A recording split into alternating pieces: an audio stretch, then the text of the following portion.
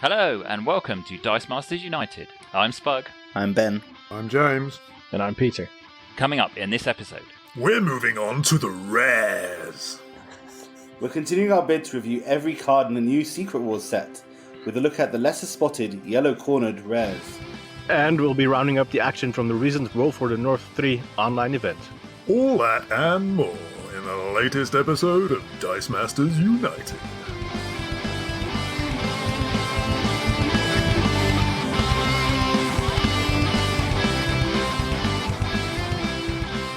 Excellent. Well, welcome back, everybody. It's good to have you with us. We are, again, keeping up, rolling along with the weekly schedule for the time being as we push through, and we are halfway through our quest to review every single card in the new Secret War set. We've done the commons, we've done the uncommons. What do we think so far, guys? How are we feeling about the set? Having done half of the cards, what are we feeling about the quality of what we're seeing? Is this a good set so far? Is it a bit below par? Are we enjoying it? James, what are you feeling? I thought the commons didn't have too many standouts, but maybe there wasn't complete dross either. Not too much of that. And the uncommons, there were quite the handful of good cards. So I thought uncommons were very good. I enjoyed that. Ben? It's a bit... so two words come to mind. Very playable. Yeah. And not... Well, I guess... I don't know how you say the opposite of this. Not very snazzy. Unsnazzy. Unsnazzy, yeah, that word, not really. What I mean by that is, like, it seems they've gone almost back to basics. I guess that makes sense with a soft reboot. We're dubbing it. I don't know if they are, but the idea that this is the first jumping in point as a new set. They've kind of got a lot of the basics in here, which makes the commons very playable. Yeah. There's a few kind of cards in the uncommons and rares and super rares that we'll get to, which are interesting, but nothing like, oh wow, what's that? I guess to me so far. Although the Black Panther alternate win condition is a bit like that. Peter, what are your thoughts so far?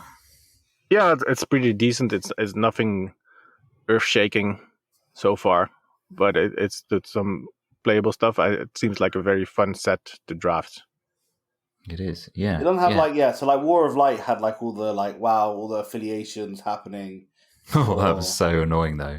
It was just so confusing. Keeping track of all that. Though, yeah. And the Guardians of the Galaxy, I felt like had some really big pitters. In there, this doesn't feel like some big pitters. Wow. Is that like what is that? Big pitters like to make kebab, right? Yeah. So yeah, that's where it's lacking, but then that makes it much more playable and easy to jump into. So yeah, that is true. All right. Well, we are going to move past the halfway point then and move on to our review of the rares. We are starting with Agent Brand. I can't remember which one of you I got to start last time. So who wants to go first? I don't care. I haven't started. I don't think I've done. You haven't started? No, that sounds about right, Ben. So why don't you kick us off this time around? So Agent Brand, Agent of the Sword, who's a 2-cost fist. When fielded, 2 target character dice get +1 attack. Which is fine. Good. The little buff is nice. I don't like that it's a when fielded effect for buffs.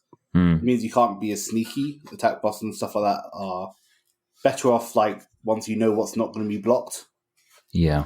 The fact that you can't combine them to target the same character twice, that would be a nice kind of flexibility thing. But good stats for a when fielded character and cheap. So this is definitely a good pickup in draft. Something you want to kind of maybe mess around with if you get it as your first pick in draft. Definitely can see that. Yeah. Yeah. And getting a nice little buff that's pretty cool. I mean, it makes me think of the Black Widow that buffed all your characters across the board and giving them a +1 attack, the one that was part of the old fish slap team. Was she a 3-cost or a 2? 2-cost. 2. She was 2, yeah. But she also had the bonus of having the global, which was a force attack. Oh, yeah. Also, you're giving that to your opponent, so she was better, but this is also good. It's okay, yeah, all right. It's better than okay, it's good. All right, nice. James, Apocalypse. Apocalypse Baron, 6-cost bolt. While Apocalypse is active, when you could use a global ability, you may pay something I can't read, probably a bolt. A bolt and a mask. There you go. Yeah, and field a psychic from your use pile and bag. Field psychic, sorry, from your use pile and bag until you have 4 psychics in the field zone. There's a lot going on there. Good. That seems fun. This feels somewhat similar to, although it's of course different to the Namel we met last time, which was Instant War on Legs, where you drew dice and fielded any psychics. And this is different. Anytime you could use a global, but it's one-sided. Unlike Namor, he costs considerably more than Namor, obviously, and you get to cull your bag basically.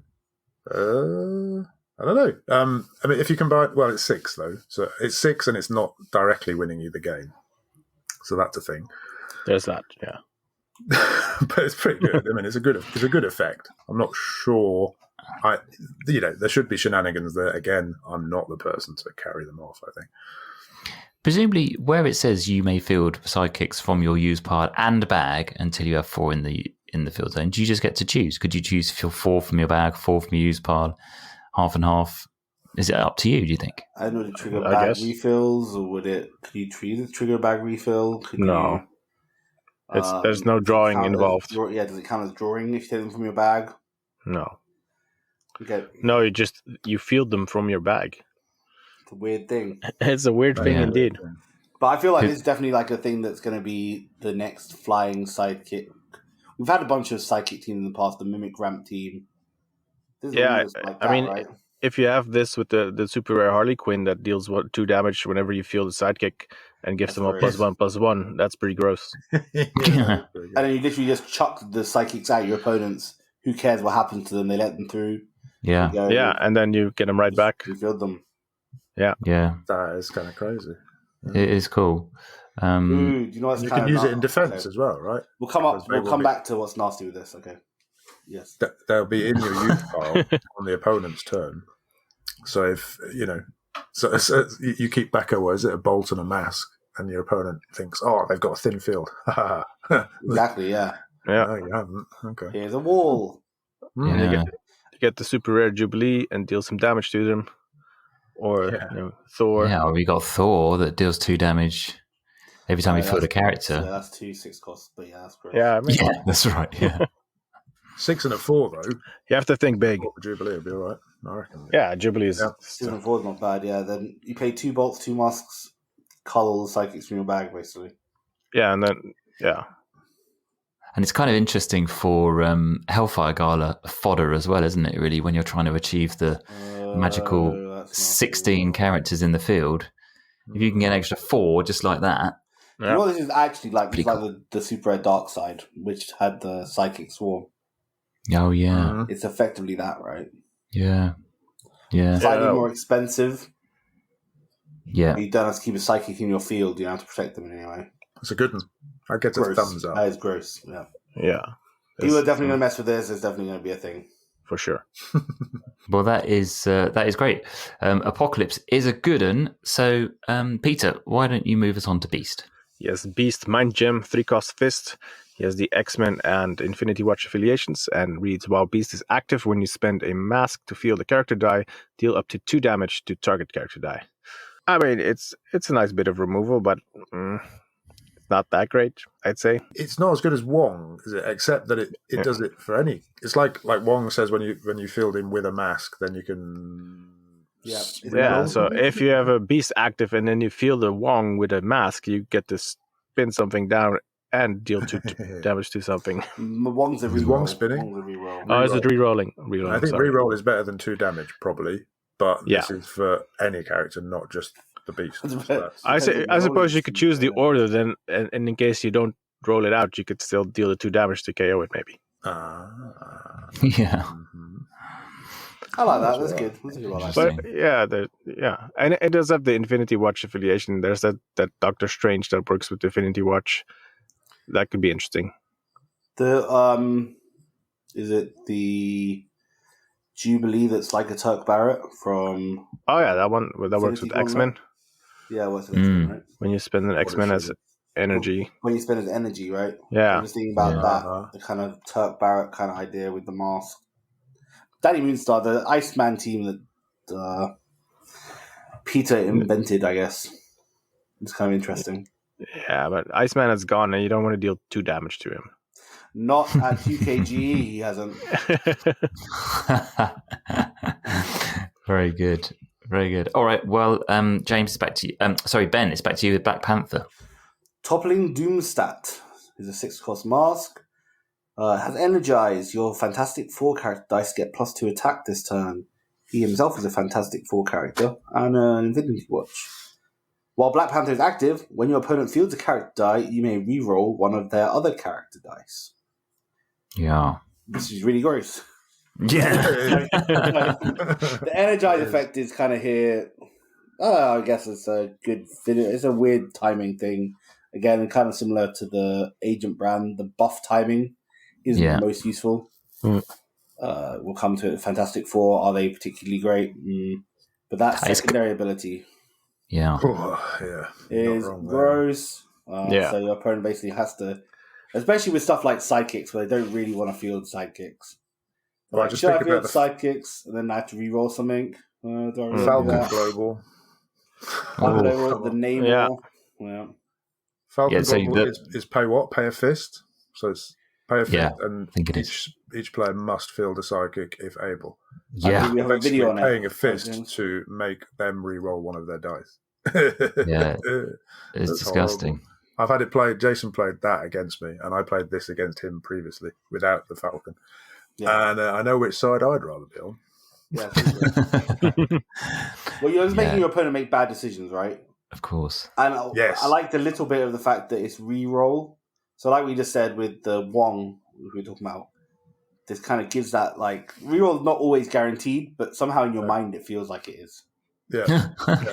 In my mind, when I re-roll something, I'm like, it's definitely gone. Like, it's just, you're going to re-roll that out. Yeah, 100%. That was definitely the mind games with, like, the Becky, because the Becky is a re-roll, right? Yeah. So that's right. In my mind, it was always like, it's definitely going to get rid of the character I wanted to. Yeah. You've been tainted by Pip the Trolls. Easy spin down. Instant win. Yeah. Into energy. Yeah, no, it's but disrupting one of the fundamentals of the game for your opponent, which is fielding characters, is very strong. Yeah, it's really annoying. And actually, it's kind of interesting, like, what you would choose as well when you get the opportunity to re-roll an opponent's character. You know, if they've got like a couple of sidekicks and then some decent characters, because obviously a sidekick, if you re-roll a sidekick, you've got a 5 in 6 chance of getting rid of it. Whereas obviously with a character, there's only half a chance that you're going to get rid of it. So it can be an interesting chance. Pushing for an overlap, or if they have something that's really annoying. Yeah, exactly. It also just directly counters that apocalypse we just talked about, because that would suck big time. Oh, yeah, that would be horrific, wouldn't it? Pay a Vault and a Mask just to get all those 4. You can re-roll your apocalypse 4 times. Yeah. I think there's a pretty good chance you'd lose it in one of those times.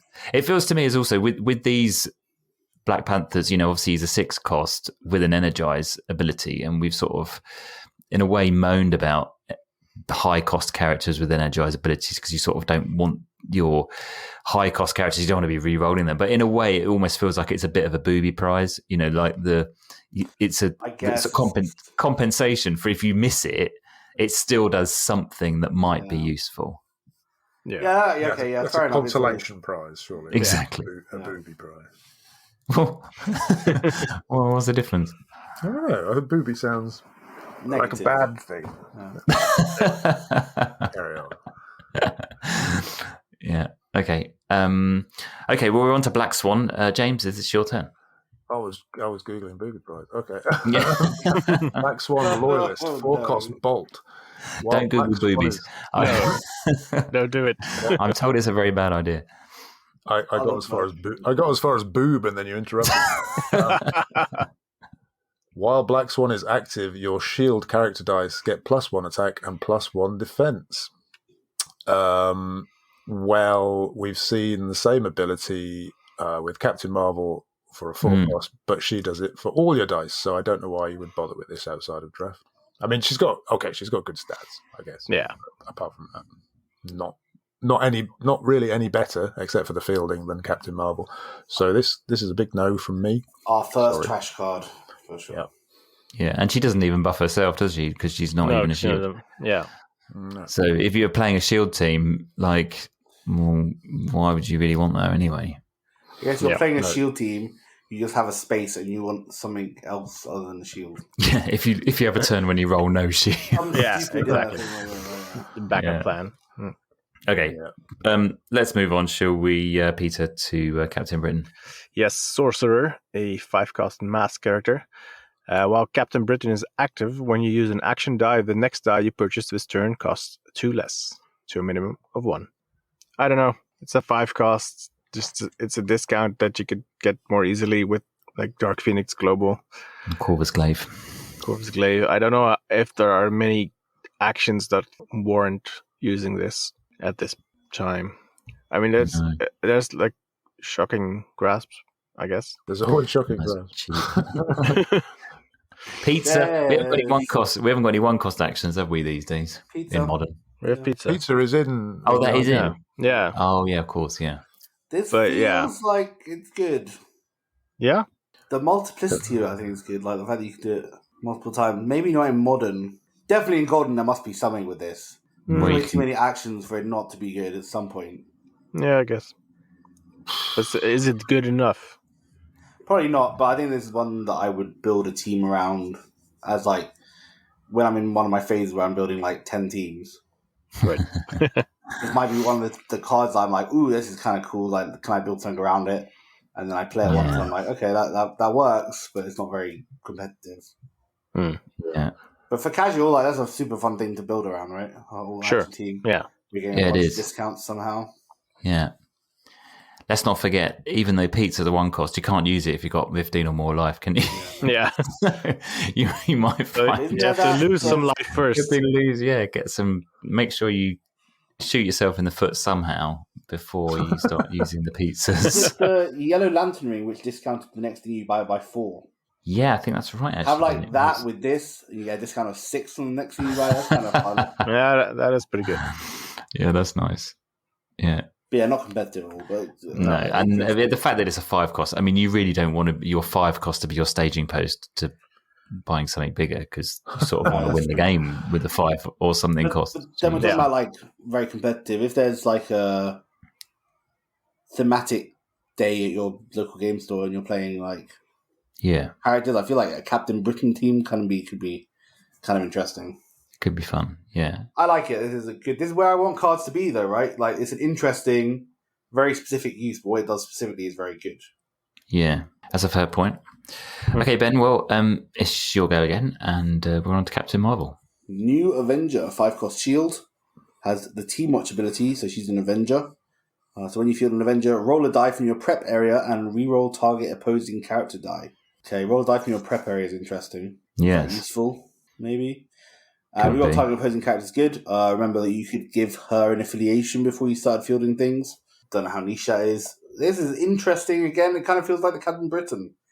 On the surface, I don't think it's going to be ultra competitive, but interesting, and I'm sure you could kind of mess around with it. So it's useful Yeah. on something. Whether it's brilliant or anything, I don't think so. And we have Yes. decent ways of clearing characters to put them in the prep area before we roll them. Yeah.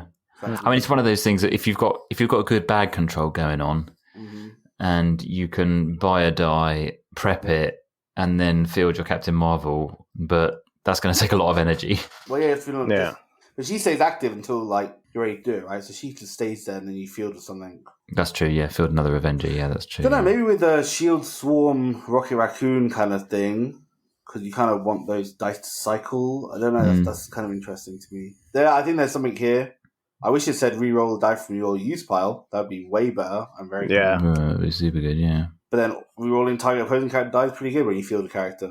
I don't know. I think there's something there, and someone good at team building, which isn't me. I can do that, and then I can steal it off them and learn how to pilot it. Sounds like a plan. Okay, we're on to Colossus, and James, this is your go. Fighting Limbo, 5-cost fist with the X-Men affiliation. Team Watch. So when we field an X-Men, More Team in this Watch. case, put a +1 attack and +1 defense token on one of your X-Men characters. And he also has Iron Will. Iron Will. What does that mean? We haven't seen that for ages. Can't be knocked out unless it's first received damage. Although if you block with 2 things, apparently that does the job, which makes no sense. Yeah. But there it is. Mhm. 2 different I will- sources of damage. Yes, but they deal. They are supposed to be simultaneous, aren't they? So Yeah. Simultaneously, but separate. Still sources. Yeah, that makes sense to me in my head. if it's simultaneous, then it hasn't already taken. Never mind. How does Iron Will interface with Dark Phoenix Global? Pay a bolt and knock out one of your characters. The next character die you cost 2 less. You cannot. Can you knock him out? No, you cannot use them for the cost unless he's already been damaged. That's good. Thank you for that clarification. James, back to you. Sorry, I will shut up now. Iron Will might be good against Overcrush, for example, because he's not getting knocked out unless he gets pinged, and there's not. Well, actually, there's quite a lot of ping going on in this set. So, Team Watch ability +1 attack, +1 defense. Yeah. Well, you might field a bunch of, okay, sure. If you have an X-Men team and you field a bunch of cheap X-Men, you can buff something up. I'm thinking Overcrushing Beast, who obviously is another X-Men. Dark Phoenix Saga, yeah. Not from this set, yes, thank you, Ben, from the Dark Phoenix Saga. He just has Overcrush, doesn't he? So if you can field, they're what, 2 costs or 3? The first one costs 3 and then the others cost 2. All of them cost 2 for Overcrush. They all cost 2, okay, and they've just got Overcrush. So you can field 3 of those on one turn. They're all going to get +3, +3. Sure. Yeah, no, I think this is pretty good. It's not bad. Yeah. I think I wouldn't do with the Overcrush Beast is okay, but I do with the Rare Beast, which is just like throw them at your opponent, attack with them to prep a die. Prep, yeah. Just do this over and over again. That's really good too, yeah. Eventually they're going to have to, you're just prepping like crazy and having to deal with it. I guess it's also kind of flexible in that you could choose which X-Men die you put the attack and defense tokens on, right? Yes. Yeah. It doesn't have to be the one you field either. No. It just says on one. As well, yeah. Which is kind of interesting. Yeah, so you could choose another one. I suppose it has to be on the card, right? You can't just. It's on the card, right? And you can't remove it, which is. It's interesting that you can't. There's no way of getting rid of these tokens. Yeah. Presumably. Did Laurier use this one? Is this one Laurier's been playing with from DM North? I think so. Yeah. Yeah, Laurier's been using this one to great effect. You can go onto the DM North website and look at their team. Oh, really? Okay. What have you been playing, kind of thing. Cool. Yeah. Yeah, no, it's pretty good. Now, and also on the Iron Will, just for the benefit of anyone who doesn't know the answer to this question, does Iron Will prevent a character from being re-rolled or spun down? Nope. Thank you for that. Okay, let's move on, Peter, to Corvus Slave. Yes, the brutal warlord, 3-cost fist with the villain affiliation, and he reads, at the end of your turn, if 4 or more opposing character dice were KO'd, roll 2 dice from your bag and prep 3 dice, also from your bag, presumably. That is interesting. We had the uncommon magic, was it? That dealt 2 damage to all the opposing character dice. Yes. So that would wipe out all of their sidekicks, which would allow you to roll 2 dice and prep 3. I don't know about the rolling 2 dice. That doesn't seem too useful at the end of your turn, but prepping 3 is good. Yes. Yeah, it's funky, isn't it? Mm-hmm. Some of that timing is very peculiar. James, you were saying this, weren't you, in terms of the fact that it happens at the end of your turn is really unusual. Literally, surely the only thing you could use it for is globals on your opponent's turn. Yeah. If you rolled energy. Well, it's cyclist churn, isn't it? Sorry, Ben? It's just churn, isn't it? I mean, it's amazing. It might be something that you want to roll on a character face at some point. There's no might about it. It's definitely going to be that. Yeah. You're going to prep 3 sidekicks and then roll the apocalypse you want. 100%. Guaranteed, yeah. But you are churning 5 dice through your bag in one fell swoop, which is pretty good, isn't it? That is good, yeah. Really good. And it's only a 3 cost. It's all right. Yeah, it's not bad. So, I mean, comboed with Magic, who was what? Was Magic also a 3 cost? 4, I think. Or was it 4? The only problem with him I can see is that he's a very weakling defense for a while active effect. Easy to ping. And also, if you're carrying your opponent's characters that much, you kind of want to probably have something that defends against when fielded. He doesn't actually say when active, does he, on his card? No, but it's implied. Yeah, it's implied. Yeah, but it doesn't say it. No. That's just going to count from the start of the game for me. It just says at the end of the Hey, turn. whenever, Says, yeah. nothing to do with him. He's just. You had 4 characters KO'd. Too bad. No, that's only with discounts that.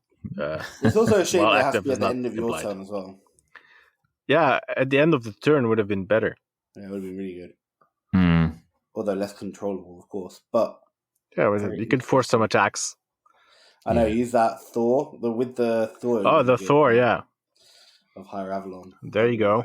That would be good. The one that the one that KOs that does damage according to affiliations. Turn, not your turn. Yes. No, never mind. But those two dice you rolled, if it was on your opponent's turn, you could do literally nothing with them. Yeah. That's right. Yeah. It's churn. It's churn. It's literally churn. Indeed. It's fun and it's funky. It's not competitive. No, but I like it. Yeah. Might be competitive. I don't know. Might be, yeah. I wouldn't go past prepping 3 dice.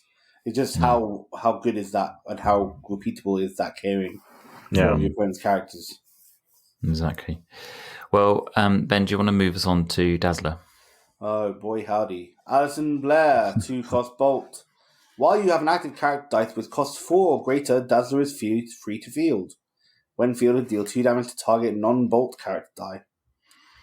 Whoop-de-doo. So this is better than the previous version, which is the nicest thing I can say about it. It really bugs me. The 3-4. The flipping of that, the Jubilee. Oh, where Jubilee was 4-3. 4-3, this is 3-4. That's really annoying to me. I don't know why. It's 1 point of difference on either way, but it makes it... Because it's a different character. In my mind. Yeah.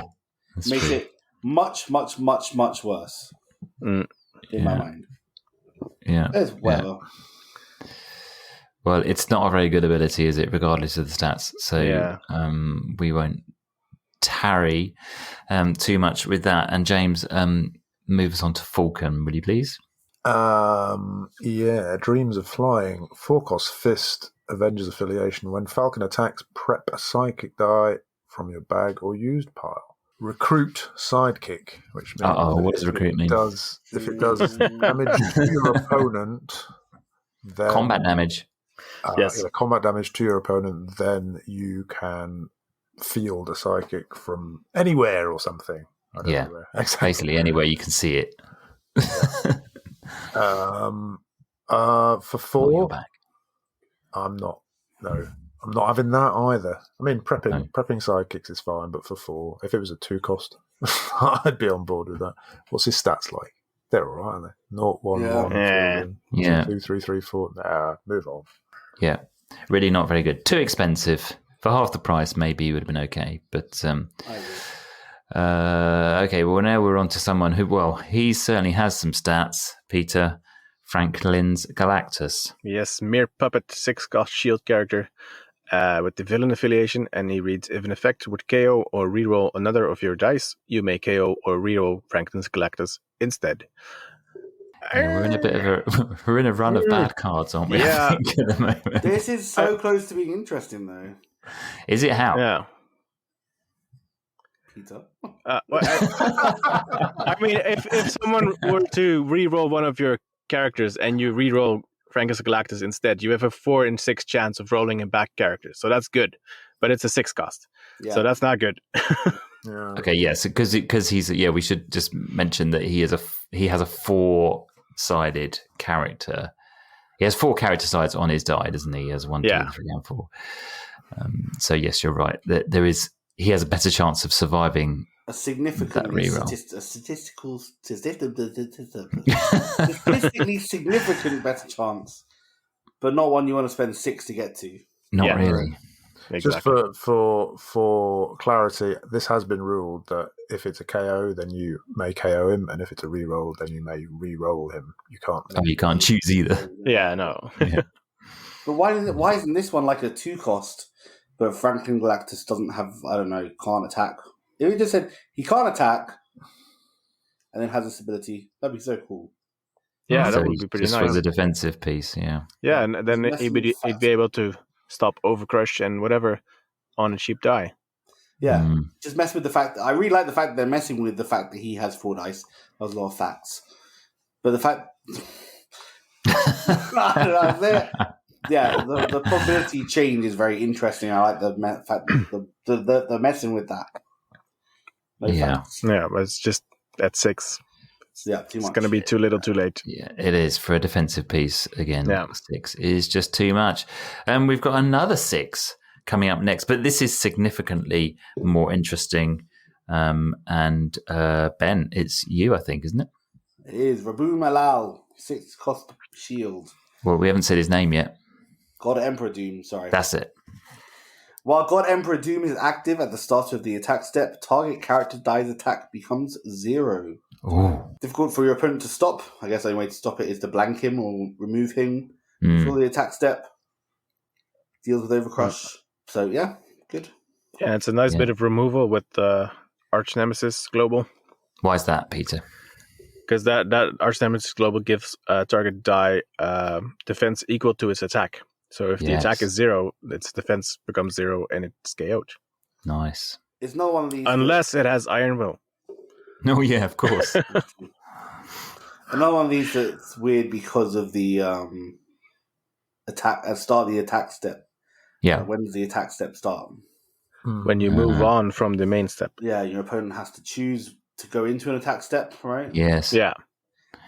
Yes, it does create an extra Okay. sort of timing window that you have to sort of actively speak about, isn't it, really, when you're playing the game now? Mm-hmm. I'm going to attack now. Yeah, exactly. Like That's asking for that. consent, yes. Yeah. It's a little bit. The ability is a bit like the Phoenix Force Cyclops, right?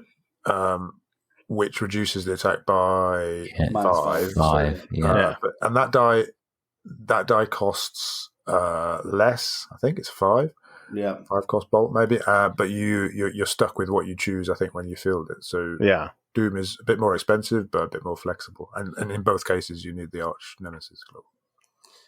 And Yeah. Doom can also target tokens, which I don't think the Phoenix Force Cyclops can. Yeah, Yes, because this is targeting a die, whereas the Phoenix Force I guess is probably the problem I have is what threats does this actively deal with that we have at the moment? Yeah. None of them. No, I think personally, I think this is too expensive. I think it's interesting to have. Yeah. I don't think it will see competitive play. Yeah. I think it's just too expensive to wish that your opponent has Overcrush. I don't think that's going to necessarily happen. Master Mold, this doesn't really deal with that particularly well. No. Yeah. It might stop a few tokens being created, but... Well, it certainly stops Barry dead in his tracks, I'd have thought. Well, it stops one of Barry, but the thing with Barry is you go wide, right? So you can stop one of those dice from getting the buff. At the start of the attack step, what's his text? So when he attacks, but he's not going to get a chance to attack because he's going to get knocked out. Yeah, no, true, because you don't have an opportunity to use a global in the meantime. That's true. That's true. Yeah, so you have to wait until after they actually attack. So he gives the buff, and then you can get rid of him. Okay, that's not so, is it? Okay. Gotcha. And I don't think he does Barry buff himself or only other characters? I think it's everybody. Then you won't even be able to KO him because he will get the buff. Bloody hell. So yeah. So is this good enough? Yeah. Seems like a card that's searching for a meta that doesn't exist. But there's potential for shenanigans. I like that, but I don't know. Don't know if it's good enough. But it could. There's some fun interactions there. If we're back in the Becky stupid statue person rock thing, 10-10 thing. Yeah. Do you mean the God Catcher? Yes. The God Catcher, yeah, stupid rock. Yeah, that's true. Gets rid of those quite nicely. But yeah, so we've sort of talked ourselves around from being this is quite good to actually this is not that great. It's really good, just not right now. Yeah. Yeah. Fair enough. Okay. Well, James, can you move us on to Goddess of Thunder then, please? Sovereign of Asgard. 5 cost mask with the Thor core affiliation. When fielded, roll X dice from your bag and deal X damage to target character die, where X is equal to the number of active Thor core character dice in your field zone. So at least you'll roll 1, and deal 1 damage. For a 5 cost, that's not great. But if you had a few, there are not so many cheap ones though, right? Because I think we talked about this. The other storm is the cheap storm, is the cheap Thor core costing 2, and everything else is 4 and up. Most of them are 5 and up, I think. So I don't know. I think Thor core has so much potential, but it's sort of messed up by high cost dice. Yes. Could be great, this, but I don't think it will be. Yeah, the 3 cost Groot. Oh, yeah. Okay. So, so Yeah, Groot still. and the 4 cost Thor and this. Roll 3 dice, do 3 damage. Yeah, okay. Well, let's do a Thor core team and play it, and we'll see. Yeah. But I'm not convinced. Yeah, that's the answer. It's not worth it, right? You wanted her other card with her. Yeah. Yeah. Okay, so then how is she just by herself?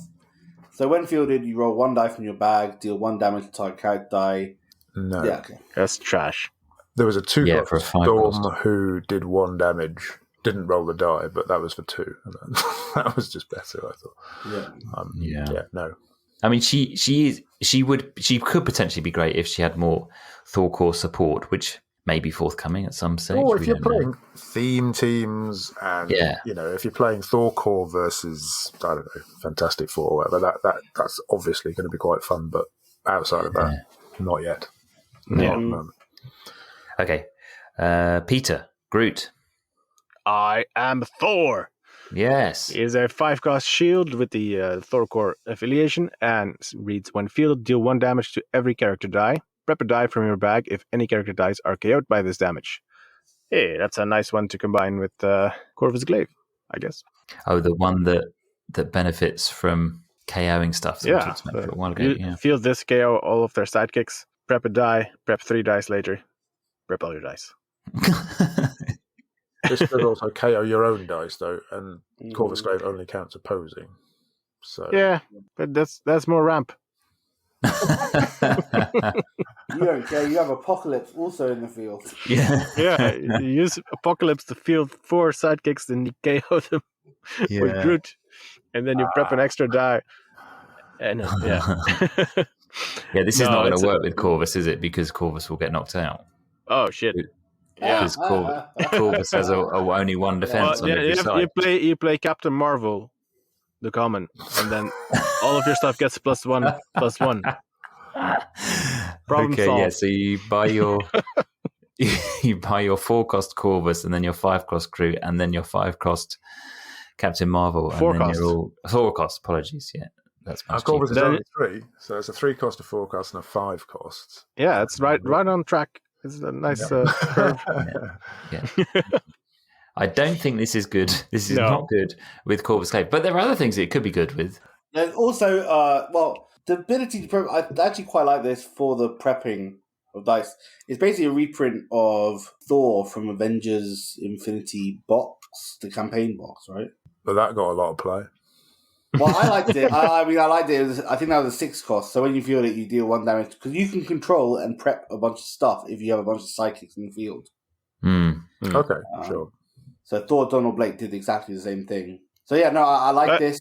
The problem is you're building up to a 5 cost for a ramp engine. Yeah. I don't think it's a ramp engine. I think it's interesting. But what if you play the Batman that deals damage to your opponent whenever one of your characters is KO'd? That sort of stuff adds up.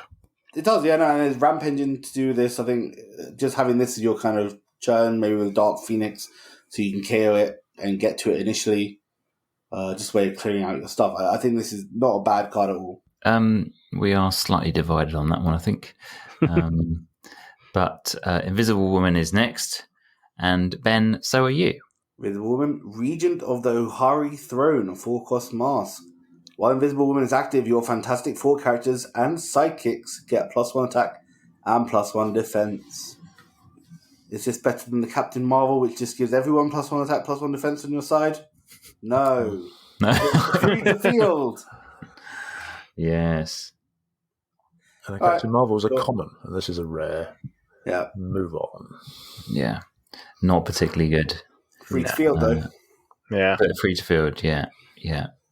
And a very cool die. But yeah, Jane Foster, James. Mystical Teleportation, 6-cost shield with a Thor core affiliation. When fielded, swap any number of character dice in your field zone with character dice from your use pile or prep area on the same level. Good lord. Now, this is cool. That is definitely interesting. Oh, let's read the global first. The global is pay 1, spin target character die that was fielded this turn up 1 level, which is also really good. Jason, Yes. Again, sorry to keep bringing this up. Hello, Jason. He had that on one of his teams, and it was really handy. Very handy that it's generic. That's really useful. It's not a good sign when your opponent's like, "Oh, this is a really handy global." Yeah, you're gifting it to your opponent. It's definitely useful. But the ability is, so this, if Namor was instant war on legs, this is mutation on legs, presumably. Yeah. But it's any number, it's not just one. But it's unlimited. On steroids. Yeah. On steroid legs. Yes. Because it's as many as you want, and it's from not only your use pile but also your prep area. Yeah. There has to be. I mean, it's a 6-cost, but even I, loath as I am to buy 6-cost, would be interested in fiddling around with that. That sounds like fun. There's definitely a scenario that plays out in your head where it's like, I'm going to swap all my sidekicks for all these 6 dice and then I'm going to win the game. Yeah. One crazy swapperoo. And then when it comes to it, you maybe swap a sidekick for an invisible woman. You're like, oh.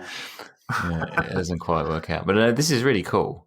Yeah, but just imagine swapping all your sidekicks for a bunch of Fantastic Four characters and then attacking with the super rare Black Panther and winning the game. Yeah, exactly. Yes, I mean, you need, what, is it 6? Is it 6? Yeah. To win the game? Yeah. Plus Jane Foster. So yeah, it's a nice idea, Peter. But realistically, no, it's not. Ain't never going to happen. Yeah, this is a guy can dream, right? It is. No, it is. You're right. You're right, Yeah. James. There are reductions available to make 6 cost less than 6. So, and there's specifically that you could use Black Swan because it's a shield. So it's all right. It's all right. No, I like it. Defending a 6-cost. Again, we're coming back down. I think it's like the Captain Britain thing. I want to build a team around it.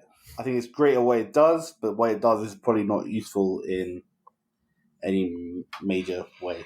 Yeah. No, I mean, it benefits most from characters that, if you use it with characters that have while active or when attacks abilities, so you can sneak them into the field and then start using them straight away. Obviously, we probably should just mention that obviously swapping into the field doesn't trigger any when fielded effects, as has been long established. Wasn't there something last in Uncommon which you could buy them all for really cheap?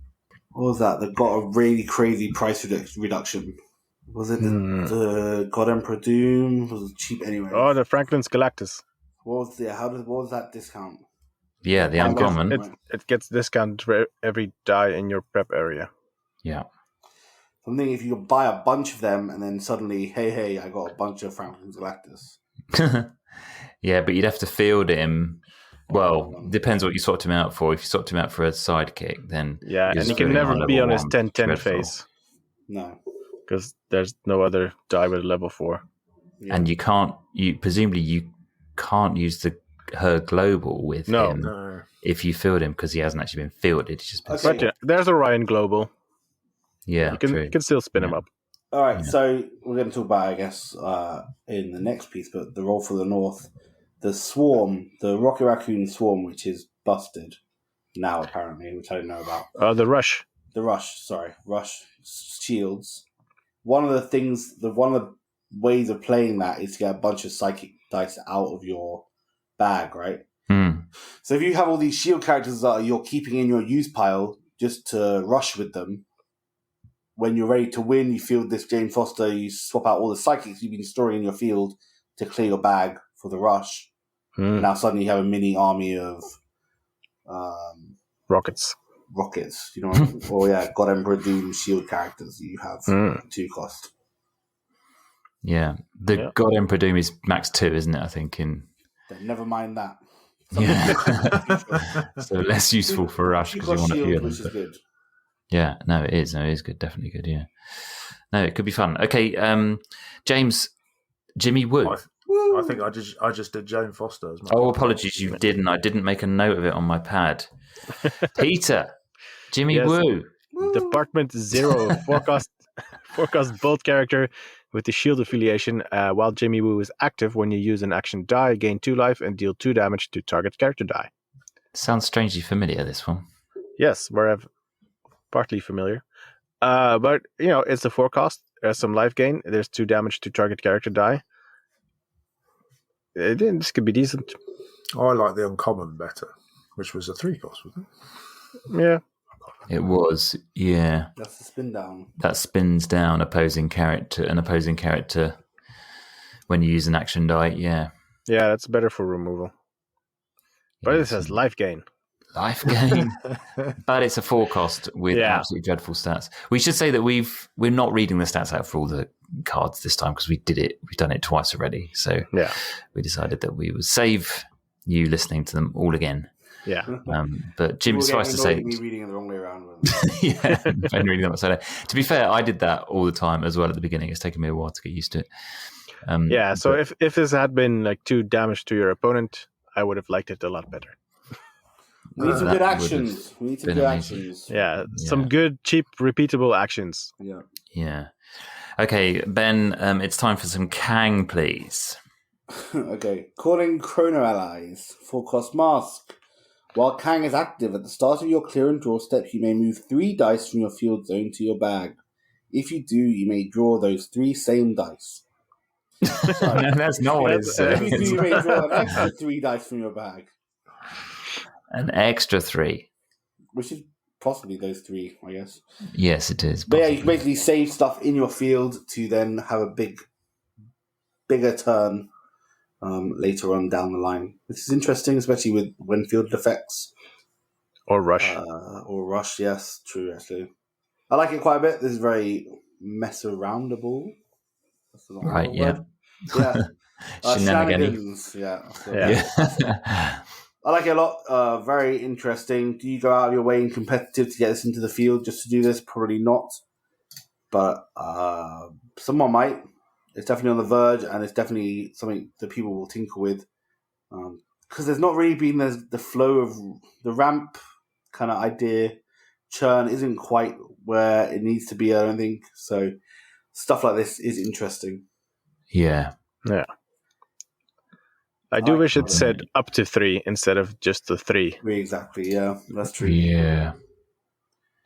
Because if you had the choice of just adding just 1 or whatever you needed, that would be so much better. But now we have to have 3 dice in your field zone to add to your bag. Does Namor field the 3? Namor's exactly instant war, right? Yeah, it's up to 3. Well, you pick 3 and you field however many psychics you have. Yeah. We revealed this spoiler, didn't we? This Kang card. It was a very long time ago. He used himself Ages as ago. one of the 3. I suppose. You never would because his fielding costs are horrendous, so you want him to stay in the field as long as possible. Yeah, but I suppose you could. I don't see why not. Okay. Just in a pinch, it would work. Okay. Yeah, if you kind of really needed that extra energy. Yeah. Yeah. He feels like he's in the slightly interesting box, but a bit too fiddly to actually be particularly useful. Yeah. But then I think there's something to be said for one big turn. There is, but this is not necessarily a big turn because, it might be that you do want to draw the dice that you've just put in because you want to roll them again. They're characters that you want to get out of the field and back in rotation, but no. Well, also, I know no one else cares about this, the old Proxima Midnight, but the Proxima Midnight with the thing where you can refield it, the regenerate. Oh yeah, this is a good way to get that out and then repeat it. Yeah, true, yeah. Okay, James, King Hyperion. Baron. I've got another Baron. There's been 2 Barons so far. Oh, there's a Baroness. Baron of Utopolis.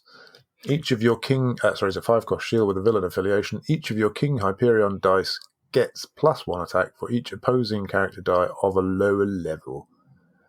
Okay, and his global is the same one as previously. Pay a shield, target attacking character die goes to the use pile if KO'd this turn. Global's interesting. Yeah, sure. I mean, if they've got a massive field, try and give it Overcrush with. There must be there's a Hulk out die now, I think. So, yeah, again, it's not doing it for me, this one. Yeah. Because if by definition, if your opponent's got lots of characters, they've also got lots of blockers. So that's true. Yeah. Yeah. That's the only way he gets really big. Before, actually, yeah. The Red Hood was something that was like a Red Hood. We used to have +1 for each. Yeah, for each opposing character died, it's got +1. Not they don't have to be low level. Yeah. So unless you can make him unblockable somehow, it's not super useful. No. Okay, well, it's time, Peter, for Madeline Pryor and her crazy curls. Yes, the Baroness of Limbo. 3-cost mask character. While Madeline Pryor is active, your sidekick dice get +1 attack. And she has a global, pay a mask and 1 life. Once per turn, field a sidekick from your use pile. Oof, just the 1 attack for your sidekicks. I don't know. I mean, it's always been good having sidekicks with more attack, but it's just the attack buff. Could be good if you can get some sidekicks out early and swing with those. But is it good enough? If there was still Falcon, what's it called? You know the one, Recon. the uncommon Falcon from UX. Yeah, sure. That would be a different story. Falcon Recon. If you had a bunch of unblockable sidekicks, then this gets interesting. Yeah. Truly flying sidekicks, but I kind of like it with the Apocalypse we just went through. Because you don't care about your psychics just attacking, right? And then you have a way to get those psychics back. Your opponent has to use this global to try and keep up, like chipping away damage like that. I feel like I might have done a team with this and Harley Quinn, and I just bought Harley Quinn. Yeah. I mean, if you have the opportunity, you would buy Harley Quinn over this, obviously. Because it's a double buff, and you get to deal damage as well with your sidekicks. For sure, but I think this also, the global is not bad, especially if you're making better use of it and prepared for it. Yeah. Maybe pair it with a Jimmy Woo, you can heal yourself better. Or the Goddess of Thunder. No, it's Jane Foster, isn't it, that gives you life back. So, I mean, I don't hate it. I think the global is very useful. Obviously, we still have Collector Global, which does the same thing without paying a life, but then you're giving that to your opponent, so... Yeah, so but if you do bring the life gain and your opponent doesn't, then you're winning the race. If you keep fielding sidekicks and they have to pay life and you get your life back. That's kind of what I meant with the Apocalypse. Like, your psychic gets +2 attack. You don't care if they block them or just let them through. Yeah, that too. Yeah. You get them back, and then they just give a little bit of an extra punch. Yeah. I think we'll file her in the quite interesting box, shall we? And move on to Magic. Ben, please. Inferno, 3-cost mask. While Magic's active, when you use an action die, place a +1 attack and +1 defense token on her card. A global pay a bolt and 1 life once per turn, field a psychic from your use pile. Oh, I feel like that sounds vaguely familiar. A little bit. This one I like a lot less than Madeline Pryor. The mask, I feel, suits the fielding psychics better than the bolt does, but that's neither here nor there, really. When using action die, place a +1 attack, +1 defense token on her card. Her stats are better than previous for this ability, because she used to have a really big butt but no attack. So the fact that she has slightly better attack stats now could get pretty good. The top level, especially 145 already. So give a couple of buffs. But kind of like we said already, the action dice aren't really like... We could use some non-basic action dice. That would be nice. Yeah, that's right. I think Are there any in the game at the moment in Modern? There are from Kryptonite. Oh, yeah, from Superman, Kryptonite Crisis. I don't think this is Bat bad. Signal. Yes, good shout. I Yeah. don't think this is great. No, it's kind of, and it's what I think is kind of funky when character dice have a global that doesn't use the energy that they have on their die. I always think that's weird. That is weird. Because, increasingly common, though. Yeah, but just irritating. I think so. Do you know what? Actually, I think I'm starting to think more and more about the set. The idea in draft, especially, is that all the commons are pretty playable.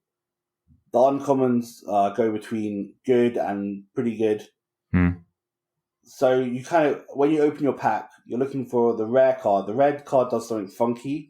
Yeah, that's the one you take. That's the one you build around, and then the commons and uncommons kind of fill in, and they're built that way. So, like, if you get this magic, you're like, okay, what action cards do I have? Is there anything else that kind of works off action cards and getting this person big?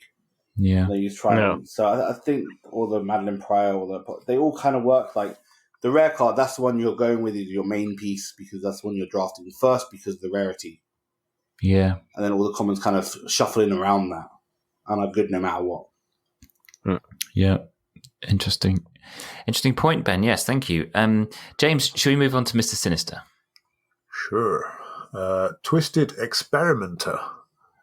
5-cost bolt with a villain affiliation. If Mr. Sinister would be KO'd, you may KO one of your sidekicks instead. Yeah. Can I have a good card? Global. A bolt and a mask. Each player chooses one of their character dice to take 3 damage. I'm pretty sure we've talked about the global before. We have. I'm interested in neither the global nor the character. I feel like, okay, so what you could. We've had this exact discussion about a different character. You could about him. You could use him to stop Overcrush. Yeah. Because you could KO the sidekick, but well, no, I'd rather spend my money on something else. Yeah, for sure. Yeah, he's kind of funky, and at that cost as well. You sort of think, well, do you really want to be spending 5 on a big fat dude like that? If you really want the global, though, this is the one you take, I guess. The rest aren't very good. Right? Yeah. This ability is like easy to use, and it does what you want it to do, I suppose. But he's got. I mean, if you really wanted that ability, just play the common, which costs 3, has exactly that ability. If Mr. Sinister would be KO'd, you may KO one of your sidekick instead. But then also has the caveat: when fielded, lose 1 life if you don't have any active sidekicks, which is not really that hard anyway. Yeah, he's 3. So no, I meant more. But the global. I think the global is the thing that's interesting. Yeah, true. Yeah, no, you're right. Yeah, whatever. Move on. I think we probably should. And it's Molecule Man, and it's Peter. Yes, Dinosaur, Colorado. I suppose that's a place in Colorado, and not just a random collection of words. He's a 4-cost shield with the Fantastic Four affiliation. While Molecule Man is active, your opponent must pay 2 to block each of your Fantastic Four character dice. Yeah. Ooh. 2 is steep. 2 is steep to hold back just to block stuff. So that could be pretty good. Because there are some Fantastic Four dice with some pretty decent stats, like Thing. Yeah. Black Panther. Yeah. So yeah, this could be pretty good.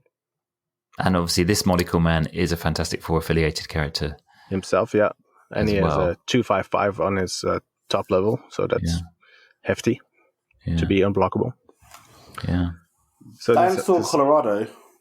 Yes. Has a population of 243. That's not a lot. It has a place called Dinosaur Town Hall. Right. Dinosaur Library. Nice. I want to go there.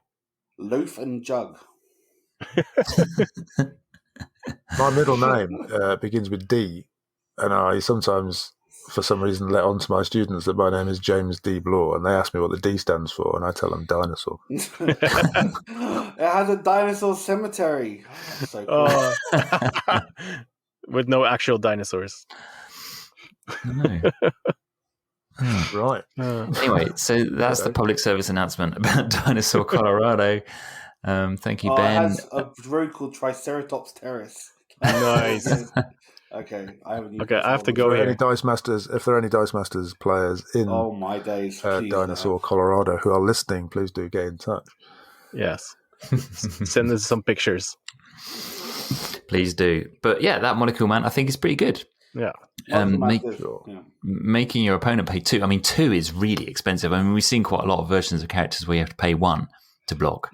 Yeah. Well, but paying 2, I mean, that's really difficult because realistically, are you going to keep more than 4 energy back on your average turn? Probably not.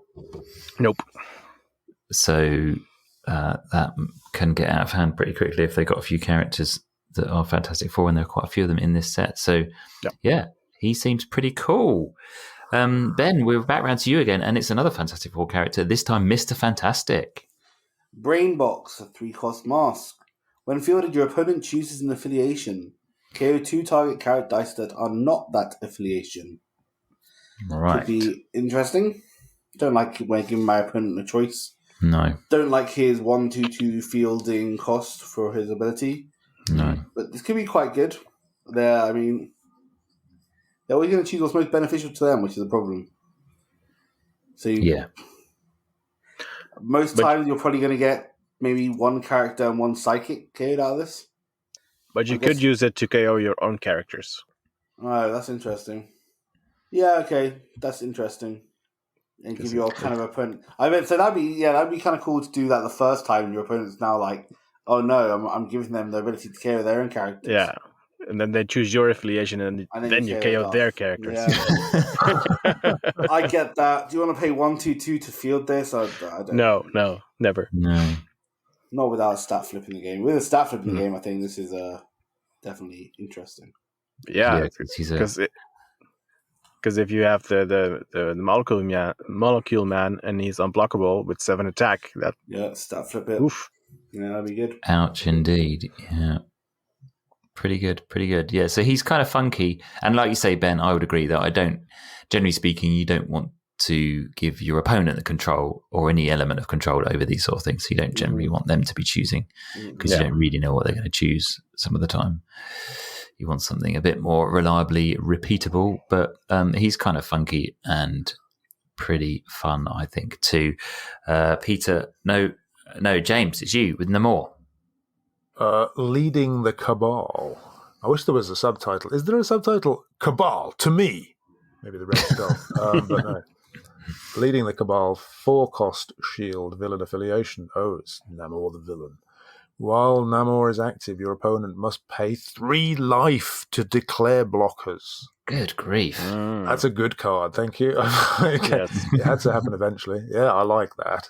I.e. Namor is unblockable. Yeah. Yeah, that's nice. That's nice. Now, this would be 3 life to declare any or all blockers. It's not per blocker, presumably. Yeah, surely not, no. Because that would be extreme. I mean, so if paying 2 energy to block, paying 3 life is also steep, isn't it? Unfortunately, it can't be both because Namor could not be a Fantastic Four affiliation. Yeah, sadly. Why didn't they make this one a Fantastic Four? And there's no way of giving something the Fantastic Four affiliation, is there? Because otherwise that would be completely broken with the Black Panther that wins you the game. Yeah. Yeah, my kicks are now Fantastic Four. You're Fantastic Four. You're Fantastic. I win. Yeah, that would be a bad idea. But yeah, he's pretty cool. I mean, it's another one that forces your opponent into making a difficult decision, doesn't it? Because they have to decide, do I pay 3 life to stop something from going through, or do I just let you do whatever? And just remind people of the timing. When would you choose to pay this? It would presumably be after attackers are declared. Yeah, declare an attack with 2 Goddess of Thunders, 2 costs, and then let your opponent decide whether they want to pay 3 life or... I know, but I don't think that's where this is useful, actually. Like, they're going to pay the 3 life in that instance. What's interesting is getting Namor out. I played against this, Rob Pettifor had a team with this in. And one thing that I found most difficult was when he attacked with Namor, who was like a 2/5/5. So I was like, do I let that through? It's 5 damage, but then I have to deal with it next turn, possibly. Okay, I'll take the 5 damage. Then after that, it's like, okay, now I'll take the 4 damage. Oh, he buffed it. Okay. Next time, well, I better start paying 3 life. Yeah. So I think there's a rush team with this Namor, and like that's what you focus on. You just focus on churning through your bag as quickly as possible, just getting and then throwing Namors at them. Yeah. Really it soon mounts up. Yeah. Yeah. But yeah, you can do it the other way as well, where you just force them to pay 3 life, but that's going to take 7 turns to win, right? Yeah. Yeah. No, he's indeed pretty good. We are back to Phoenix, Force, Cyclops, and Peter, it is you. Yes, a 6-cost Bolt Surviving the Multiverse. While Phoenix Force Cyclops is active at the start of your opponent's attack step, they pick an affiliation. Only sidekicks and characters of that affiliation may attack. Well, once again, you give your opponent a choice. If they have like a single affiliation team that's not going to do anything. No. And it's a 6-cost. Yeah. So, I don't know. Seems not good enough for 6. No. In Golden, this card's pretty good, though. Because you have that card that removes affiliations. Oh, the global that right. removes affiliations. Ra's al Ghul. That only removes villain affiliations, though. Does it? No. Yeah. Never mind. Although it would be pretty good against a team-up team, I suppose. Yeah, where they want. It's pretty niche, though, to be fair. Just in case. You never know. They're playing team up. I'm going to bring this 6-cost. Yeah. But yeah, I don't know. That doesn't seem that great. No. Again, it's another one that gives your opponent too much control over whatever happens, isn't it, really? Which is not great with a 6-cost. So let's not hang around on that one. Ben, Proxima, please. Proxima Midnight in the Name of Sorrow, 3-cost shield. When Proxima Midnight attacks, your other character dice take a maximum of 4 combat damage this turn. That's each, I assume. Not cumulative across the board. Yeah. Presumably, yes. 4 damage is a lot. We've talked a little bit about maybe 5 damage is the new 3 damage. Where 5 is kind of the sweet spot of amount of damage you want to do. Yeah. So 4, okay, maybe that protects some stuff. Maybe with the card from last time, which gives you a double attack step. What was that called? Oh no, the Wally West gives you a double attack step. There was something else that worked kind of with that you wanted to have your things surviving. I'll look up in a second. The idea of this, it's okay, but not brilliant, I don't think. I suppose in a Master Mold mirror match, if you attack with your tokens and they block with their tokens, yours would survive and theirs wouldn't. But other than that, I can't think of any particular use for this one. Barry Allen probably gives you a buff too much anyway, doesn't it? Yeah. Yeah, I don't think this is particularly useful. No, not really very good. So it's Scarlet Witch, James. Scarlet Witch, Wanda. 5-cost Bolt, X-Men affiliation. When fielded, ignore all text on opposing character cards until end of turn, including global abilities. So that's Shriek Dark Empathy, right? With a 1-cost price increase. Yes.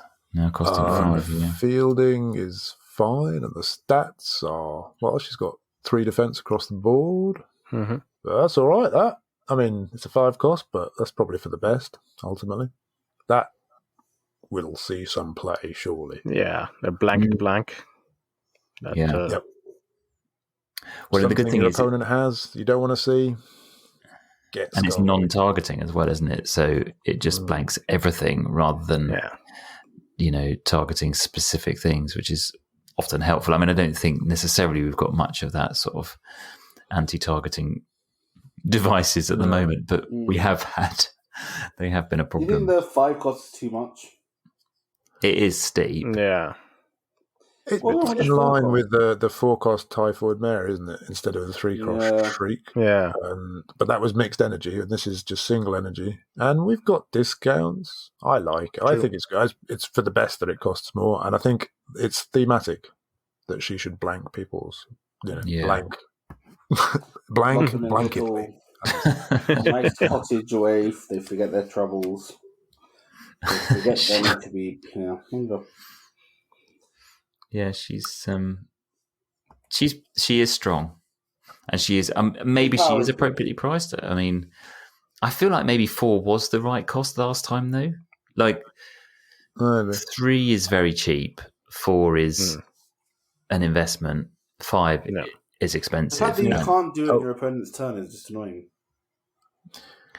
No, not unless you've got some cheeky shenanigans that can bring her in. Like we had the old collector. You could bring her in temporarily. That would be that was when Dark Empathy had its day, right?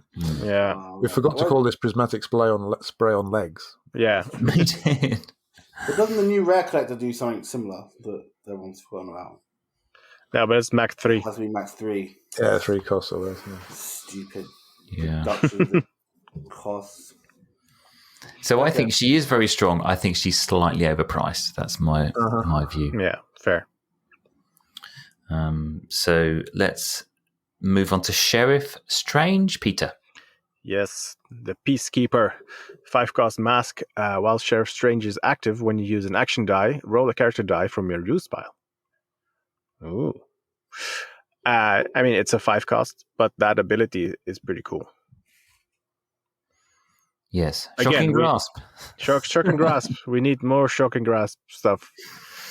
Because this can really catch your opponent off guard, because you use your action die and all of a sudden you have an extra character that you could field, possibly. But, it's a 5-cost. Is this transfer power on legs by any chance? It is, I suppose. Don the Helm. Splinter's Teachings. His teachings. On That legs. was the reprint of it. Yeah, I know, but it has a cooler name. Okay. On legs. I like Don the Helm. Don the Helm's good. Oh yeah, Don the Helm. Don the Helm Yeah. is a good name. I really like his power. Yeah, it's a really cool ability, but I don't know at 5-cost though. It's like a Captain Britain effect. Really cool, but not worth what the cost is. Yeah. Again, I think I just refer you to the previous card. Good ability, just a bit too expensive. Yeah. That would be my assessment. And what action do you want to We're just use going to it? refer That's to what that I'm as the Britain effect. too expensive for its own good. Yeah, exactly. Yeah. Britain. Cost of living crisis and all that. Good stuff. All right. Ben, Spider-Gwen. Interdimensional Travel Watch, a 3-cost bolt. Recruit garbage. Bolt character dice. Garbage. Okay. Global. Pay bolt. If target die deals combat damage to your opponent, put it into your bag instead of the use pile. So summon Skull Global. And then the top part, the recruit, is useless. Yeah. Unless you have Namor. Because then they have to. Then they have to decide. They have to decide. Do I want to take the damage, or do I also want to give them something? Sure. But recruit. I actually in the roll for the North tournament, someone was playing this card, and they had just gotten a free. I don't know what it was, but it was a bolt character, and I had no blockers, and then they just swung with the Spider-Gwen, and I got a free super crazy thing. So it can be good at the right time, and this is a cheap die, so there's a decent chance that you might be able to attack with this unblocked turn 3 or whatever, and when you have just bought a nice bolt character. So it's not completely useless. No, Spider-Gwen is always going to be useful because of the stats. Yeah. They're worth it for just stats alone. Yeah, just that alone is worth it for this card. And I really like the global. The Summon Skull Global was definitely underrated.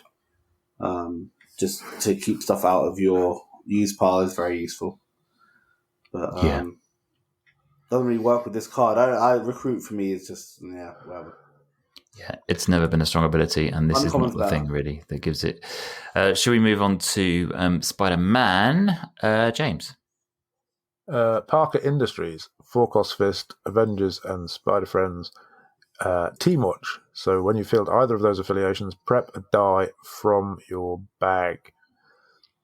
Do you know what? If you were going to make a Spider Friends team with Molecule Man and Spider Gwen, it's all right, I think. That'd be a nice one-sided ramp. Indeed. Yeah. In fact, I mean, it's 4, but, it's all right, I think. You get it cheaper with Molecule Man. One copy. Obviously, we're not there yet, but, super rare Molecule Man.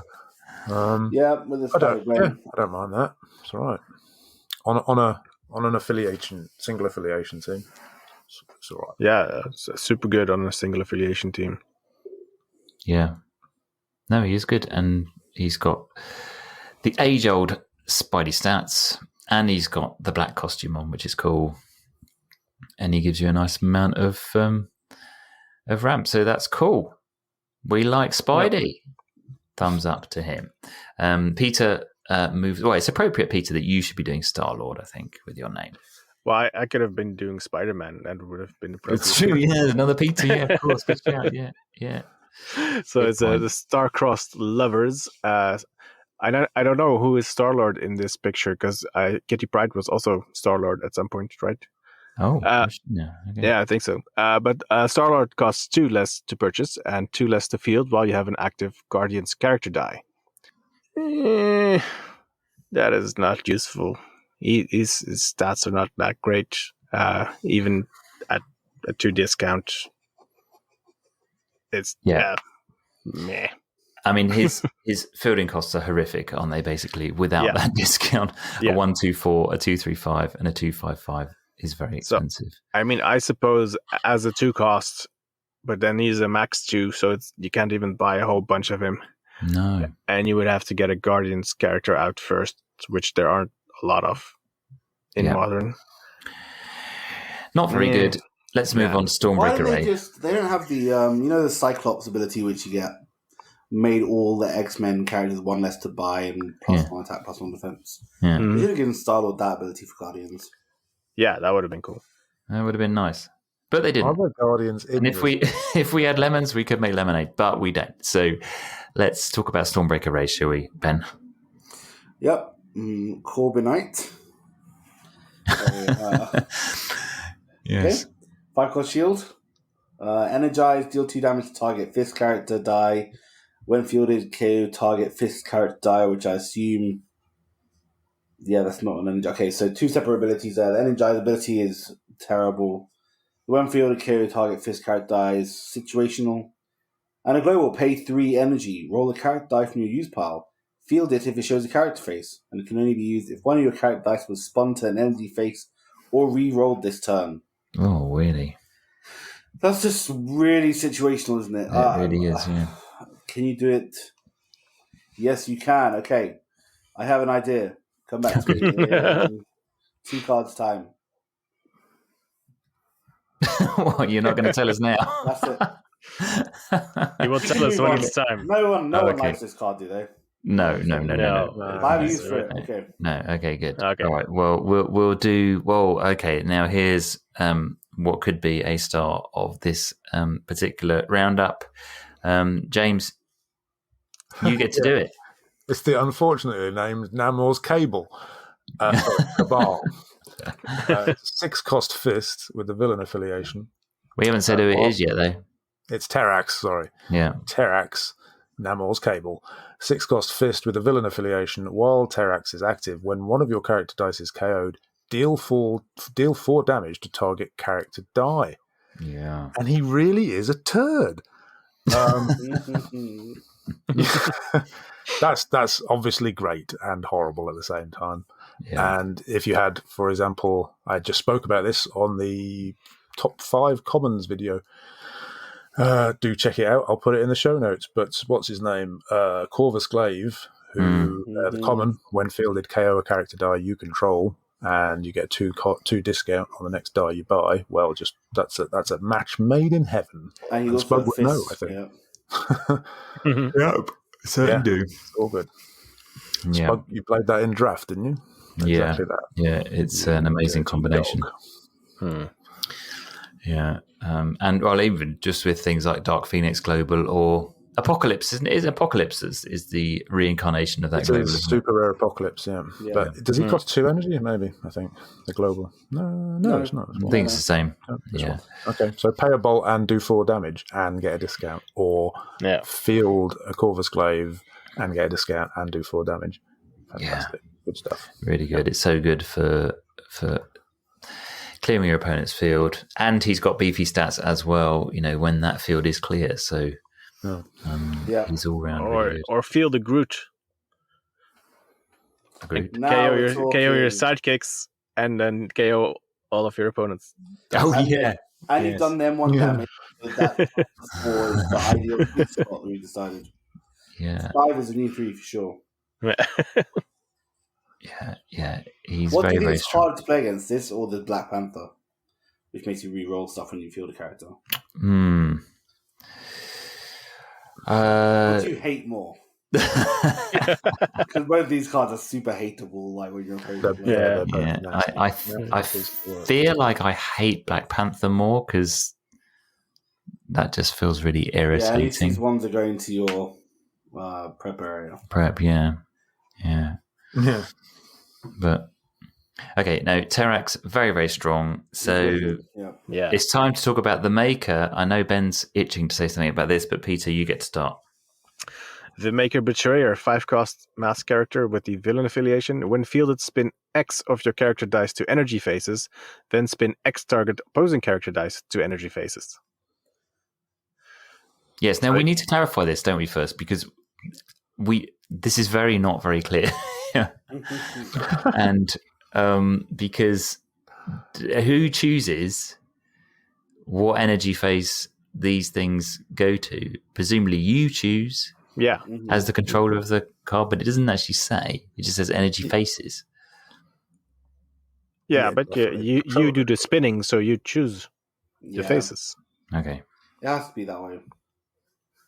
Yeah, no, true. All right, maybe it's less unclear than I thought. This could be pretty gross. Yeah. Because you field this, you spin some of your sidekicks to whatever energy phase you need, and then you spin your opponent's characters to energy phases that they don't need. That they don't need, and you spin the characters that they do need. And then you use the Stormbreaker Ray Global. Go on.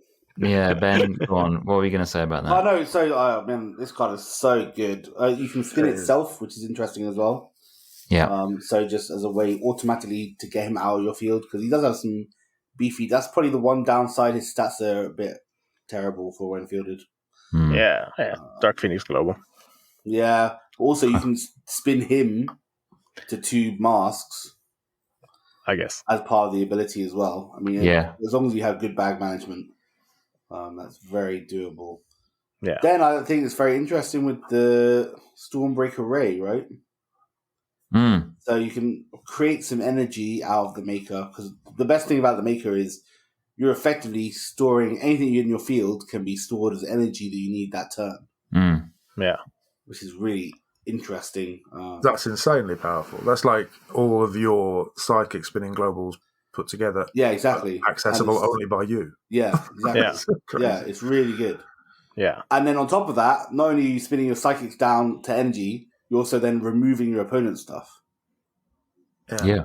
As a bonus to that. So he's very expensive to field and buy, and I get that. But he's just has so much utility, because effectively you can make any energy you want. Which is crazy. But then the Stormbreaker Ray, by fielding the Maker, you've triggered the thing that you need to have a character respond to an energy face. So then you get to pay 3, which you've made from the Maker, to roll a character die from your use pile. Yeah. Although your opponent could do it too. Yeah, they don't have the way. I suppose so. Yeah, because you'll be giving them energy, and they just need 3 generic. The other thing with this, I was thinking a little bit, was you could spend the Maker energy and it wouldn't. The transition zone wouldn't quite work as well. You do it, yeah, okay. Anyway, Stormbreaker Ray might have utility there. That's kind of interesting. The fact that you can trigger a self spin down. Yeah. But I suppose you can do the same with the not Corvus Slave. The other Danos bad guy. The fist spin down. The fist spin down global anyway. All right. Psychic spin down. Black Dwarf. Black Dwarf, thank you. To trigger this Stormbreaker Ray as well, which you could do. Yeah. That Stormbreaker Ray isn't terrible.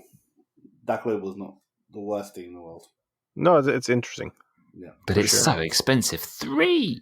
It is. Yeah, but it's also very powerful. Yeah. If it works. Yeah. If it works. Exactly, yeah. I'll just pay 3 to roll this and then move it back. But just if you have like a Franklin's Galactus, there's a pretty good chance that you'll roll character face. There is. Anyway, I really like the Maker. I don't know what the hell's happening with his card picture, but it looks like a gorilla that has a scorpion's tail for an arm. Yeah, you know what's happening with that? A gem for a head. Yeah. Is the Maker? He's going to be the new bad guy in the new Guardians movie, right? Oh, is he? Okay. Spoilers. But he's just basically an evil Mr. Fantastic, right? Okay, maybe not then. Well, it's the same. It's the same guy, so presumably he's like doppelganger Mr. Fantastic. I think I made up that Guardians of the Galaxy thing then. Anyway. It's just fake spoilers. I think Adam Warlock. No, they go to a planet. No, they go to a world where there's a guy who's made his own world and it's full of weird animal. Okay, no spoilers. Oh no, that's different. Maybe let's move on to. I think. It's the high evolution. Yeah, you're right. Oh yeah. Okay, the Maker very very strong. Let's move on to Thing and Ben. When fielded, born of the team, 6-cost fist. When fielded, puts a +1 attack and +1 defense token on each of your Fantastic Four characters. Pay a fist global. Sorry. It's appropriate that Ben gets this card. Yeah, I was thinking that too. Yeah, Ben Grimm. Very grim. Yeah. Yeah, I like that. I played that thing from AVX just because he had my name in it. Anyway. Did you? I think he went to a nationals event. Yeah. When I lost every game. Anyway. Yeah. So he has a global, which is a prep global once per turn. Pay a fist, have a die from your bag, which is very useful. The second ability, the main ability, I suppose, when fielded, is okay. I think there are better things. What do you mean? Better things or things that are better? Better things in the world, better cards, better prep cards for sure. I don't mind this. This is okay. But probably not the one you're going to take. No, he's too expensive, isn't he, for 6? Yeah. To do what he does. I mean, nice giving buffs. Yeah, with that molecule, man, where they're having to pay 2 to block per character, this is not bad. But... No, it's going to get pretty painful, but he is sure expensive. I'd rather go to Black Panther. Yeah. Yeah, or just, play the Captain Marvel, because how many times are you going to field this? Yeah. Yeah. He's got some pricey fielding costs too. Okay, James, thought of Higher Avalon? Doubtful. 5-cost bolt, Thor core affiliation. Overcrush. When fielded, KO target shield character die. Well, Overcrush, as we said last time, is not as exciting as once it was with all these, beefy stats and specifically defense stats floating around. The when fielded KO target shield character die is a bit specific for my liking. So, no, I think we can, I don't know. Unless someone has any brilliant ideas with this, it's it's okay. Overcrush is all right. Yeah. Let's just rattle on to Ultimate Spider-Man Peter. You get a Spider-Man Peter, but it's... it's not Peter. Not a Peter, no. It's a Pocket Burger. It's a 3-cost bolt character with the Avengers and Spider Friends affiliation, and he has Team Watch, gain 1 life. When KO'd, gain 2 life. The life gain is still not convincing to me, but He's got decent stats, I guess, but not that great for a 3 cost. There are better cards. Next. There are better cards, but I mean, you can get a decent amount of life gain out of that. You know, the fact that when you field another one of him or another Avenger or Spider-Friend's character, and you get 1 life, and then you get 2 life when he's KO'd, which is not obviously that hard to engineer. So if you but you don't really want to KO him on purpose all the time because he has some hefty fielding costs. The 1/1/2. So I don't know. Yeah. If at some point life gain becomes really relevant, I will consider this. But until that day comes, yes, you will not. Okay, well, Ben, why don't you finish things off with Wolverine? No more distractions. A 6-cost fist. When fielded, target a character die, replacing all previous choices. Ignore that character die's card text for all copies of that die. It's a Typhoid Mary. Yeah. It's a dwarf wizard. Yeah, actually, targets a die. It has to be, yeah, okay, that's true. Yeah, so Typhoid Mary targets a card, so you blank a card. Whereas this, you have to have that character die that you're wanting to target in the field. Yes. But functionally the same thing. Yeah. But for 6? For 6, that's trash. Yeah. Roundly nerfed. It is like super expensive. Then I think that's probably good because you don't want 2 blankers in the game. I mean, I think they've done a good job with Typhoid Mary actually because she's too expensive probably for what she is. That makes her balanced because she's very powerful. Yeah. There's so many ways to discount now, so I get them making it a 6. And this is very powerful. There's lots of good ways for X-Men to be a thing, probably. Yeah, this is powerful, but probably too expensive to see real competitive play, which is generally what we talk about here. Yep, he's way too overpriced for me. I have to say. Though, no? Why is Wolverine blanking people? Yeah, he doesn't have any psychic powers or anything. That's true. Mind Come here control. while I cut you. Right, yeah. I will slice your abilities off. Yeah, that's right. He's eviscerating his opponent's abilities. That's clearly what he's doing. Okay, well, that's the end of all of the rares. Can you believe it? We've got through the commons, we've got through the uncommons. Now we've got through the rares. What are people picking as their particular favourites of the rares this time around? I'll give you a moment to think about it. What is yours at home? Have you got a favourite? You can let us know by using the contact details at the end of the show. Who wants to go first? I'll go first because mine's obviously the Maker Betrayer. Oh, yes. I think this card's really interesting. I love messing around with being able to spin my own energy stuff. As we were talking about a little bit before, like one of the things in my head is UK Games Expo, which is coming up. And there's a modern, whatever we're going to call it, the old modern, yes, post-COVID modern, I guess. Yes. Where all the campaign boxes are available. So this is, the Maker's going to go into my Danny Moonstar Iceman team. Right. Peter, to make a bunch of masks where I need to, with Turk Barrett. That's gross. Yeah, it's really good, right? Yeah. So, very interesting. I've been tinkering around with it a bit. I like this card a lot. I'm going to give also a special shout out to Captain Marvel, which we read earlier, which rolls a die from your prep area and we will target opposing character dice with Team Watch. I think that's very interesting, potentially, but I don't know why. Yeah. Peter? I guess I'll go with Black Panther. Black Panther? Oh, yes. You are. That is irritating. Yeah. James? Yeah, Black Panther with Falcon Global for me. It's horrible. Terax. I thought you were going to Terax. That's what you're going with, Spug. Yeah, you could be right. I mean, I do like that Jane Foster, I have to say. That is fun. Just kind of fielding a bunch of surprise characters. That could be really cool. And obviously, I think the Apocalypse is actually pretty cool as well. Yeah. So but, I mean, rares. Yeah, it definitely is. But Yeah. I think Terex is the outstanding one for me, I've got to say.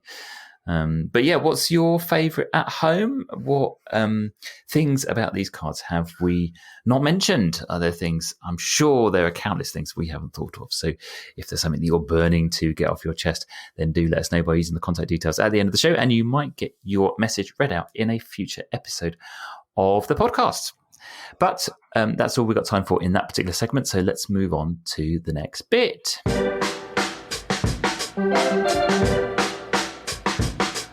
Okie dokie. Well, we've just got time to have a quick chat about Roll for the North 3, which was organised by the good people over at DM North, the kind of unofficial online Canadian nationals, which 2 of our team took part in the other day.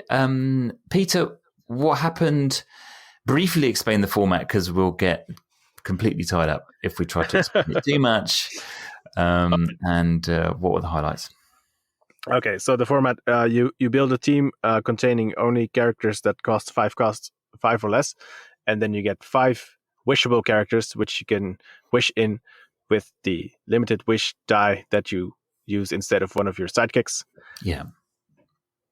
So you could, and they would have to cost at least 6. Mm-hmm. And the idea is that you built a team that utilized those really expensive characters that you could wish in. Yeah. Which I did partly by getting some stuff that was really nasty if it was blocked, and then using Doomlance to force all of my opposing characters to block that die. Yeah. Only it didn't really work out in the end because I never bought a Doomlance. But the concept was good. So I had the rare Mr. Fix-It that when he KOs an opposing character die, your opponent gets to draw 1 less die on their next turn. So if you KO 4 or more, they would draw nothing. That's horrible. That is, yeah. And I had the Dark Phoenix that would deal damage to your opponent when she's damaged. Yeah. And I had the old Kingpin that I've always liked, that deals 2 damage to your opponent when he gets damaged, unless your opponent pays 2 or sacrifices a character. Oh, blimey. So those were all pretty nasty with Doomlance. Oh, grief, yeah. But it didn't really fire off for me, unfortunately, because I didn't have enough ramp in my team. I was my backup plan was a bunch of unblockable stuff, and I had the unblockable Kurotoa, the fish dude from from the Waterdeep Traveling Waterdeep set. But so that was really my only ramp, and it's just Swarm, which wasn't really good enough as it turned out. only in one game it sort of worked, because I managed to field basically all of my sidekicks, and then I could just churn my other stuff easily. Yeah. But it was quite difficult to get your big characters, wasn't it? I think some of the time, because you had to roll your limited wish die and then roll the die that you want. Because in one game, I rolled my limited wish die like 3 times, and I didn't get a single character out of it until it was too late. Yeah. So I mean, there's a lot of fun potential there, but I think I built too inefficiently for this particular format. Yeah, and Ben, it sounded like you had a bit of a painful day rolling characters. Well, I think my main beef was that people I played against. Well, no, some people did just made a very good team of 8 cards and then didn't really care about the limited wish. Where I sort of went with my limited wish very heavily. That kind of cost me, I think, overall. I mean, the other thing that cost me is I was like, oh, you haven't played with that card? Yeah, sure, you can play with that card this round. I don't mind. That's right. Because there was an option to ban a person from having a card. Yeah, you could cancel one, couldn't you, before the game started? Yeah, Mike Ingledoom in particular Was like, I haven't played it well. I asked him what card he hadn't played with. He said Colossus. I was like, okay, play with your Colossus. That's fine. That's a Piotr, and he proceeded to beat me. To beat you over the head with it. Unfortunately, Very nice. It was fun. I played with. Unlike Peter, I used Atlantis ramp, so I had lots of ramp, and that's pretty much all I did with my basic team. Apart from I had the Maker. Did you? Nice. To spin stuff out, because I was trying to make that Krang Ultron Warlord work. Oh, that's good. When fielded, move psychic dice from your opponent's use pile and prep area to their bag, which used to give me a lot of fun back in the day. Yeah. So you can have, and it kind of gave me the same feels here. The idea with the Maker, I could clear a bunch of their stuff. Eventually, end up in the use pile of prep area, field Krang, shove it all back into their bag. It worked a couple of times. I also had Killer Croc to kill all character dice with attack of 2 or less. To kill. Oh, sorry, not kill that. Killer Croc. Killer Croc that kills everything with a lower attack than he has. So clear psychics that way, field Krang, shove them all in the bag. So yeah, that was kind of the general idea. Be annoying as possible. Again, it'd be like Peter, I suppose. My main team wasn't built efficiently enough to win against people who didn't really care about their wish characters as much.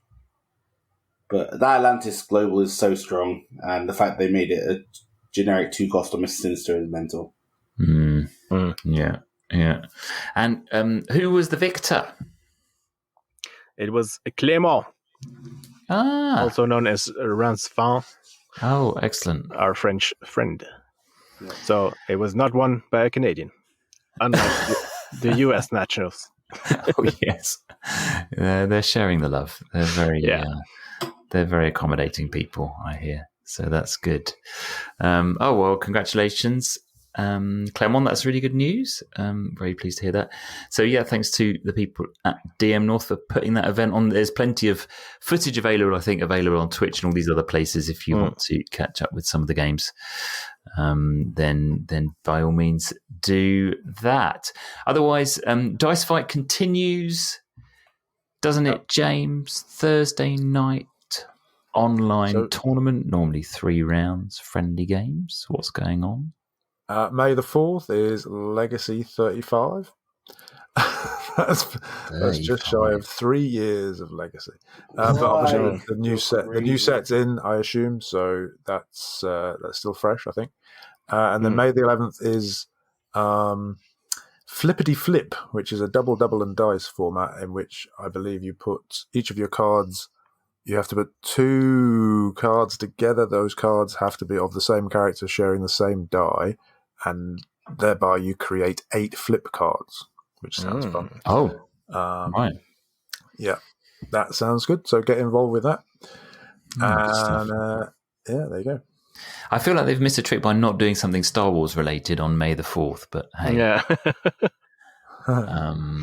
If Legacy it is, then Legacy is what it has to be.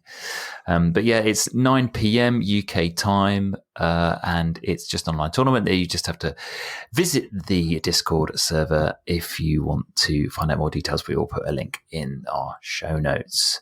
Otherwise, I think that's probably everything from us on this particular occasion. It's been really good to have your presence with us. We hope you enjoyed our walk through each of the rares. Next time, we'll be rounding things off with the basic actions and the super rares. What was your particular favourite? If you want to let us know, then it'd be great to hear from you.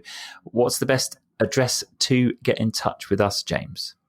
It's hello@dmunited.eu, Spug. And don't forget, listeners, to go and check out our YouTube channel, where I've been making videos and I've just done a top 5 to go hand in hand with the Commons review that we did a couple of episodes of the podcast ago. So I've just done the top 5 Commons from Secret Wars, and I'll work my way through them. So go and check it out. Very good.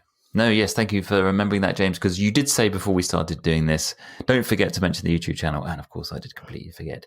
But well, that's okay, because in the video, apparently, I forgot to I forgot to mention my own name. So there we go. You did, but never mind. Good. Okay. Well, thank you for being with us this evening. If you want to subscribe to the podcast, then you can, because then you will be the first to know about a new episode when it drops. It would be really nice if you could also rate and review, because it's always nice to hear positive feedback from listeners. Other than that, we are going. Goodbye. Bye-bye. Bye. Bye-bye.